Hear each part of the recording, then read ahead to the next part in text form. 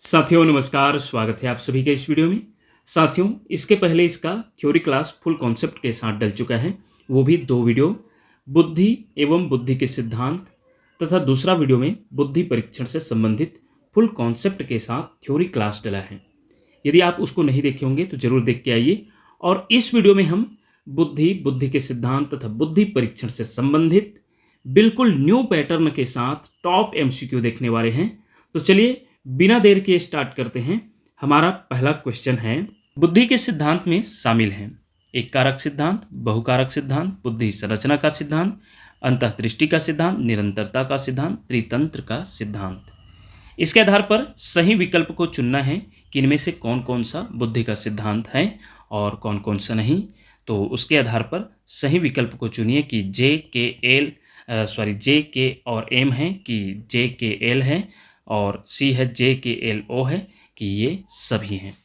तो इसमें देखा जाए तो यदि आप इसके पहले वाले जो 2 वीडियो डला है जिसमें बुद्धि एवं बुद्धि का सिद्धांत है और दूसरा वीडियो है बुद्धि परीक्षण पर, यदि वो थ्योरी क्लास आप अच्छे से देखे होंगे या पहले से आपको जानकारी होगा तो निश्चित रूप से आप बता पाएंगे कि इसमें जो एक कारक सिद्धांत है वो बुद्धि का सिद्धांत है, बहुकारक सिद्धांत बुद्धि संरचना का सिद्धांत, और देखा जाए तो इसमें त्रितंत्र का सिद्धांत, ये जो है आपको दिखाई दे रहा है जे के एल और ओ, ये आपके बुद्धि का सिद्धांत है। जबकि अंतर्दृष्टि का सिद्धांत आपका जो सूच का सिद्धांत भी कहते हैं, कोहलर का सिद्धांत भी कहलाता है, ये आपका अधिगम का सिद्धांत है।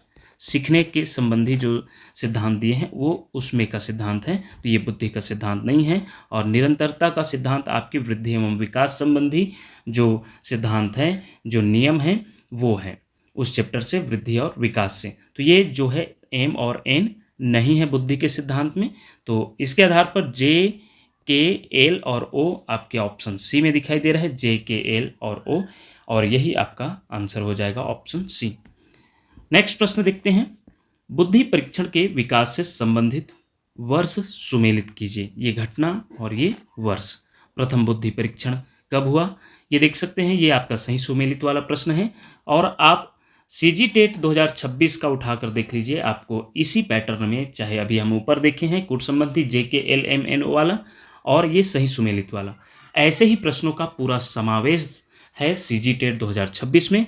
और अभी अभी मंडी उपनिरीक्षक का भी पेपर हुआ और जितने भी अभी पेपर हो रहा है 2026 में, आपको इन्हीं सभी पैटर्न में, न्यू पैटर्न में आपको क्वेश्चन देखने को मिल रहे हैं। इसलिए ऐसे ही प्रश्नों का तैयारी करना ज़्यादा उचित है। इसलिए हम बहुत मेहनत से आपके लिए ऐसे ही प्रश्नों का समावेश और तैयार करके लाए हैं, ताकि और आप गहरे से गहरा कॉन्सेप्ट के साथ पढ़ सकें और उसका जो है अपने दिमाग में बैठाकर उत्तर दे सके। चलिए इसका उत्तर देखते हैं। प्रथम बुद्धि परीक्षण कब हुआ, आप सभी जानते हैं, प्रथम बुद्धि परीक्षण 1905 में बीने साइमन बुद्धि परीक्षण हुआ। तो ये आपका ए का दूसरे नंबर में आ जाएगा। आईक्यू का विचार जो आया स्टर्न के द्वारा कब दिया गया, तो 1912 में जो स्टर्न और कुहलमान ने जो बुद्धि लब्धि का कॉन्सेप्ट लाया, अवधारणा लाया। लेकिन आईक्यू का जो सूत्र है टर्मन के द्वारा दिया, कब दिया गया, 1916 में। और मानसिक आयु जो है कॉन्सेप्ट बीने साइमन के द्वारा मानसिक आयु शब्द का प्रयोग 1908 में दिया गया।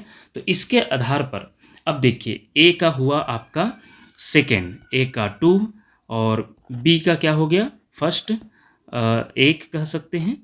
और वही सी का क्या हुआ, सी का आपका हो जाएगा 1916 अर्थात 4, और वही डी का हो जाएगा, डी का 3। तो इस प्रकार आपका बनेगा ए का 2, बी का 1, सी का 4 और डी का 3। तो आपका कौन से ऑप्शन में दिखाई दे रहा है, ए का 2, बी का 1 और सी का 4 और डी का 3। तो ऑप्शन ए इसका राइट आंसर हो जाएगा। तो ये रही आपका सही सुमेलित संबंधित प्रश्न, जिसमें आपका ए हो जाएगा उत्तर। अब चलिए हम आगे बढ़ते हैं, जिसमें हम देखेंगे नेक्स्ट प्रश्न, जो इस प्रकार का भी देखे होंगे। आपका प्रश्न में आपके जो सीजी टेट का पेपर हुआ, कथन कारण वाला भी प्रश्न बहुत बार पूछा गया है, बहुत सारा प्रश्न एसर्शन रीजन वाला। तो आरबी कैटल ने कथन जो है, आरबी कैटल ने बुद्धि को 2 भागों में, तरल और ठोस क्रिस्टलाइज्ड में बांटा गया है। बिल्कुल सही है, 2 भागों में बांटा गया है आरबी कैटल के द्वारा बुद्धि को 2 भागों में, एक तरल प्रकार का और एक ठोस प्रकार का। कारण तरल बुद्धि शिक्षा और संस्कृति से प्रभावित होती है, जबकि ठोस बुद्धि आनुवांशिक होती है।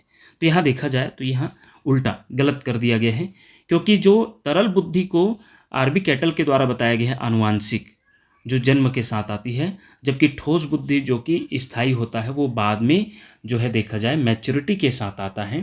तो इसमें ठोस बुद्धि को आनुवांशिक बता दिया गया है, अर्थात कारण इसका हो जाएगा गलत।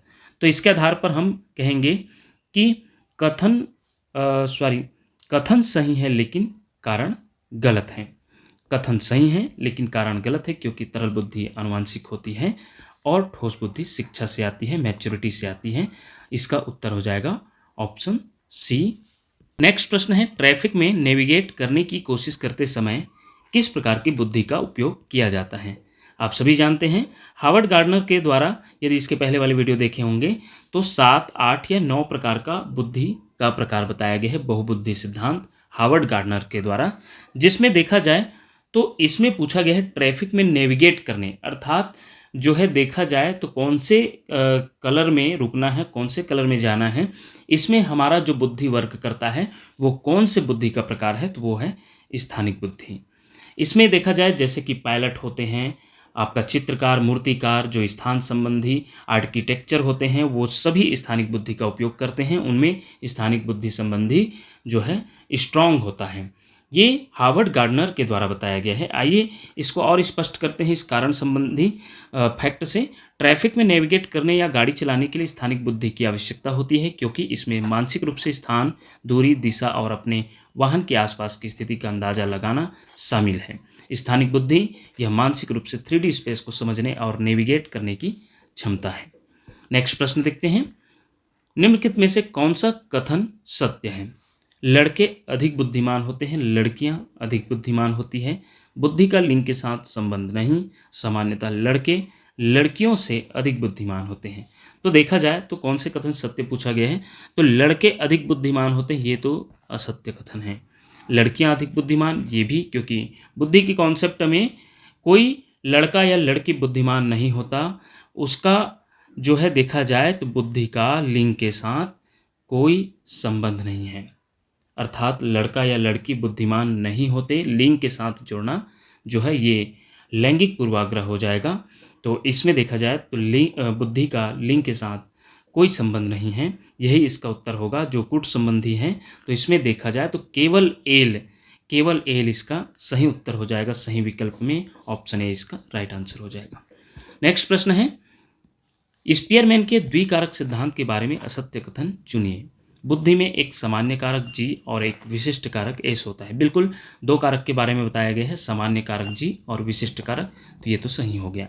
एस कारक जन्मजात होता है और सभी व्यक्तियों में समान होता है। आगे देख लेते हैं, जी कारक मानसिक ऊर्जा का स्रोत होता है, व्यक्ति की सफलता में जी कारक की भूमिका मुख्य होती है। तो साथियों इसमें देखा जाए तो एस कारक जो स्पेसिफिक फैक्टर होता है वो जन्मजात नहीं होता, जबकि सामान्य कारक को जन्मजात माना गया है।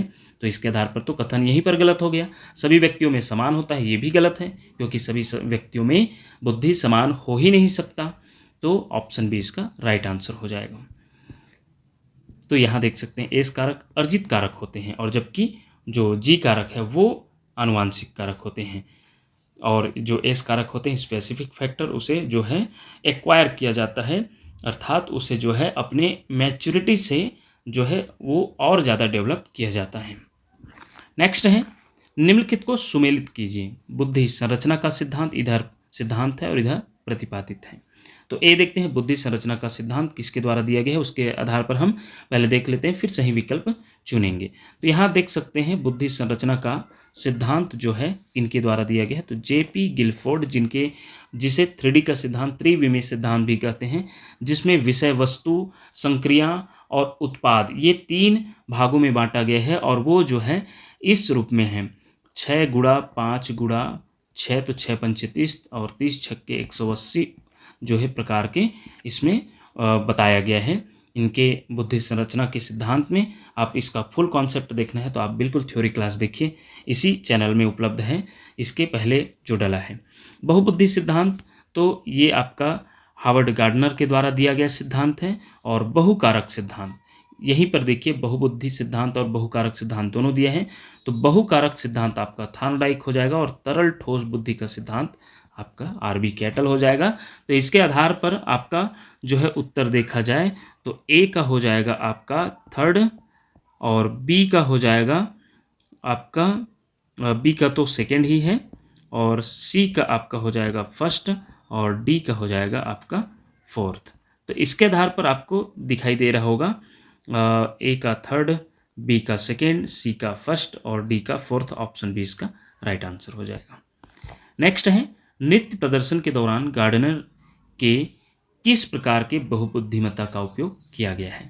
तो जो नृत्य करने वाले होते हैं, जिम्नास्ट होते हैं, वो सभी शरीर जिनके शारीरिक बुद्धि पर शारीरिक गति संवेदी बुद्धि बहुत स्ट्रांग होते हैं। तो इसका उत्तर हो जाएगा ऑप्शन डी, शारीरिक गति संवेदी बुद्धि। नृत्य प्रदर्शन डांस परफॉर्मेंस के दौरान गार्डनर के बहुबुद्धि सिद्धांत के अनुसार शारीरिक गति संवेदी बुद्धि बॉडीली काइनेस्टिक इंटेलिजेंस का उपयोग किया जाता है। नेक्स्ट प्रश्न देखते हैं। बहुबुद्धि सिद्धांत को वैध नहीं माना जा सकता क्योंकि, बहुत इंपॉर्टेंट प्रश्न है। बहुबुद्धि सिद्धांत को वैध नहीं माना गया और उसका कारण यह भी प्रश्न पूछा गया है। तो विशिष्ट परीक्षणों के अभाव में भिन्न बुद्धियों का मापन संभव नहीं। यह सभी 7 बुद्धियों को समान महत्व नहीं देता। यह केवल अब्राहम मैस्लो के जीवन भर के सुदृढ़ अनुभवात्मक अध्ययन पर आधारित है। यह सर्वाधिक महत्वपूर्ण सामान्य बुद्धि जी के अनुकूल सुसंगत नहीं है। तो इसका उत्तर है साथियों, विशिष्ट परीक्षणों के अभाव में भिन्न बुद्धियों का मापन संभव नहीं है। यही कारण है कि बहुबुद्धि सिद्धांत को वैध नहीं माना जाता। और भी इसे डिटेल में देखना है तो बहुबुद्धि सिद्धांत थ्योरी ऑफ मल्टीपल इंटेलिजेंस को वैध नहीं माना जा सकता क्योंकि विशिष्ट परीक्षणों के अभाव में भिन्न बुद्धियों का मापन संभव नहीं है, मापन की कमी है।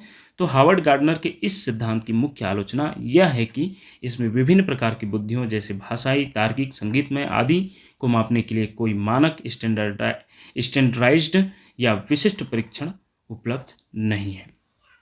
कोई मानक जो है नहीं है बोला जा रहा है मापने के लिए, तो इसलिए यह मापन की कमी होने के कारण इन्हें वैध नहीं माना गया। नेक्स्ट प्रश्न है एसर्शन रीजन वाला, कथन कारण वाला, जिसका कथन है थार्नडाइक ने बुद्धि के एक कारक सिद्धांत की आलोचना की और बहुकारक सिद्धांत दिया। आप सभी जानते हैं जो बिने एवं साथी टर्मन एवं स्टर्न जो उनके समर्थक थे, उनके द्वारा एक कारक सिद्धांत दिए जिनके अनुसार बोला गया कि बुद्धि एक अखंड और अविभाज्य शक्ति है या तत्व से मिलकर बनी होती है। केवल एक तत्व पर फोकस किया गया किनके द्वारा, बिने के द्वारा एक कारक सिद्धांत में।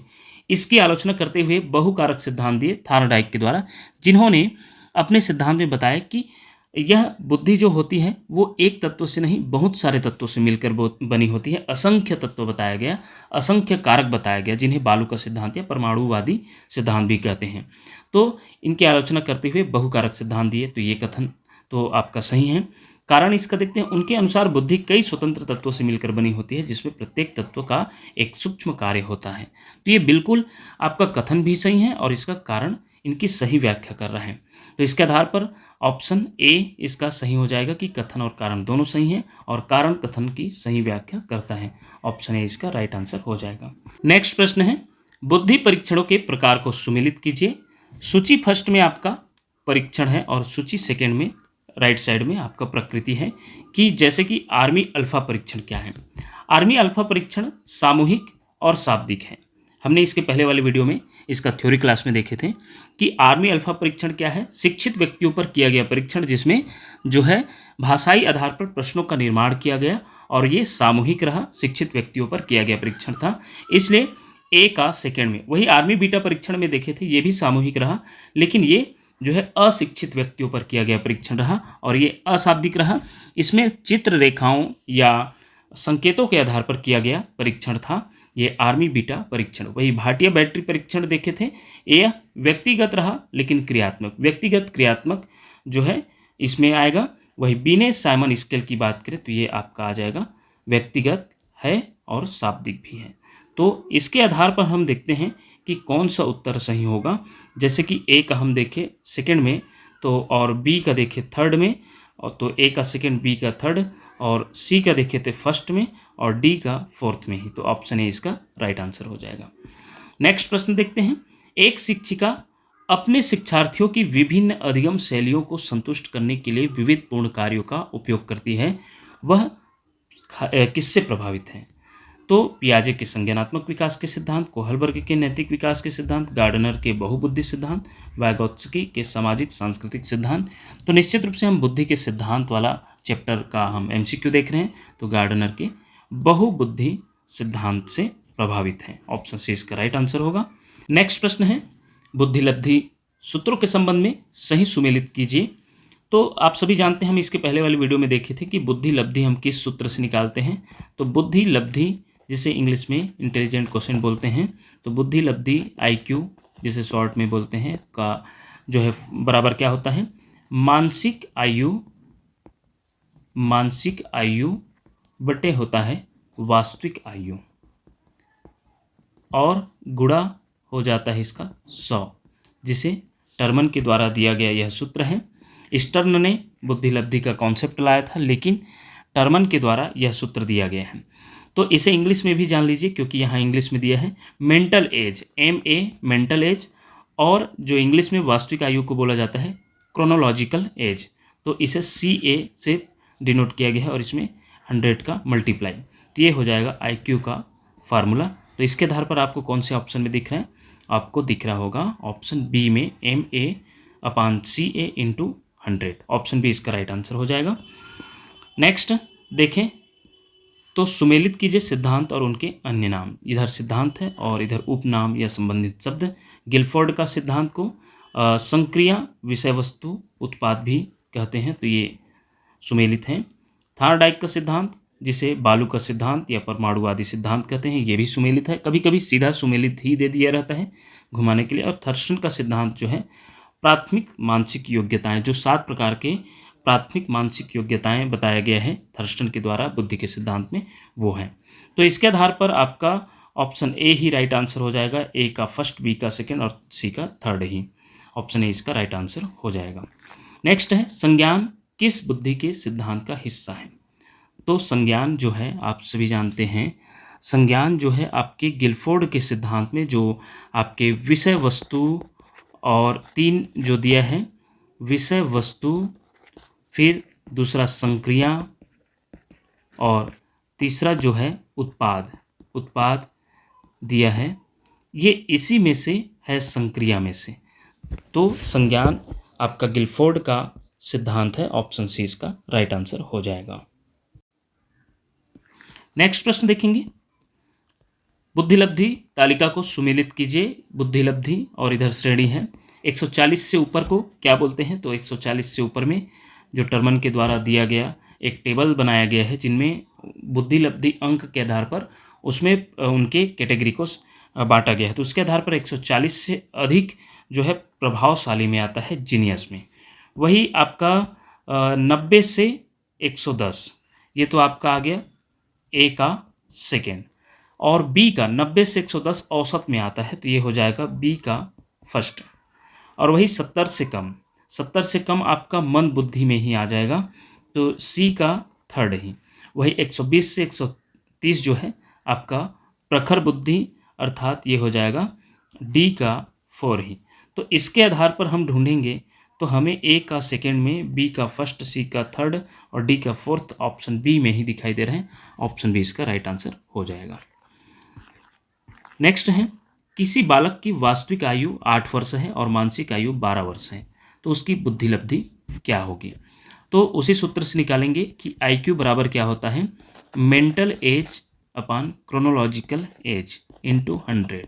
तो यहाँ मेंटल एज क्या दिया है, 12 वर्ष, और उसका वास्तविक आयु अर्थात क्रोनोलॉजिकल एज 8 वर्ष है, 8 वर्ष है, और गुणा 100। तो इसे हम कटा देंगे, 4 तिया 12, 4 दूनी 8, और ये 2 एकम 2, 2 पंचे 10 और शून्य 0, ये हो जाएगा 50 तिया कितना हो जाएगा, 150। तो इसका देख सकते हैं, यदि वास्तविक आयु 8 वर्ष और मानसिक आयु 12 वर्ष है, तो निश्चित रूप से उनकी बुद्धिलब्धि बहुत अच्छी है, IQ अच्छी है। ऑप्शन डी इसका राइट आंसर हो जाएगा। नेक्स्ट है, कैटल का तरल और ठोस बुद्धि सिद्धांत किस कारक पर निर्धारित है? गिलफोर्ड का 180 कारक मॉडल, स्पीयरमैन का G कारक, गार्डनर के बहुबुद्धि के प्रकार, थर्स्टन की प्राथमिक मानसिक योग्यताएं। तो कैटल का जो तरल और ठोस बुद्धि सिद्धांत है वो स्पीयरमैन के जी कारक पर निर्भर है। इन्हीं को आगे बढ़ाया गया है। ऑप्शन बी इसका राइट आंसर होगा। नेक्स्ट है, बुद्धि में 4 तत्व शामिल है या निहित है। ज्ञान, आविष्कार, निर्देश एवं आलोचना। यह कथन किस मनोवैज्ञानिक का है? तो हमने बुद्धि के परिभाषाओं में देखे थे कि ज्ञान, आविष्कार, निर्देश एवं आलोचना बुद्धि के 4 तत्व बताए थे। वो किनके द्वारा बताए थे? अल्फ्रेड बीने के द्वारा। ऑप्शन बी इसका राइट आंसर हो जाएगा। नेक्स्ट प्रश्न है, बौद्धिक अक्षमता वाले बच्चों को उनके बुद्धि लब्धि IQ स्तर के बढ़ते क्रम में न्यूनतम से अधिकतम व्यवस्थित कीजिए। यह जो है 2026 CG टेट पेपर 2 में पूछा गया है, याद रखिएगा। तो उसी से हम लिए हैं। तो इसमें अत्यधिक मंद बुद्धि, गंभीर रूप से मंद बुद्धि, हल्के मानसिक रूप से मंद बुद्धि, धीमी गति सीखने वाला, मध्यम मानसिक रूप से मंद बुद्धि, इसको जो है क्रम से जमाना है। और वो भी कैसे? बौद्धिक अक्षमता वाले बच्चों को उनके बुद्धि लब्धि स्तर के बढ़ते क्रम में जमाना है। तो सबसे जो कम बुद्धि वाला होगा वो पहले नंबर में, और धीरे धीरे वो आगे उसको बढ़ते क्रम में रखना है कि वो सुधरता हुआ। तो उसके आधार पर देखा जाए तो इसका उत्तर है साथियों ऑप्शन ए लिया गया है फाइनल आंसर में। तो के अत्यधिक मंद बुद्धि पहले, के जो है उसके बाद एल गंभीर रूप से मंद बुद्धि, फिर उसके बाद ओ मध्यम मानसिक रूप से मंद बुद्धि, फिर एम हल्के मानसिक रूप से मंद बुद्धि, उसके बाद लास्ट में एन धीमी गति से सीखने वाला। तो ये आंसर लिया गया था, ऑप्शन ए ही इसका राइट आंसर है।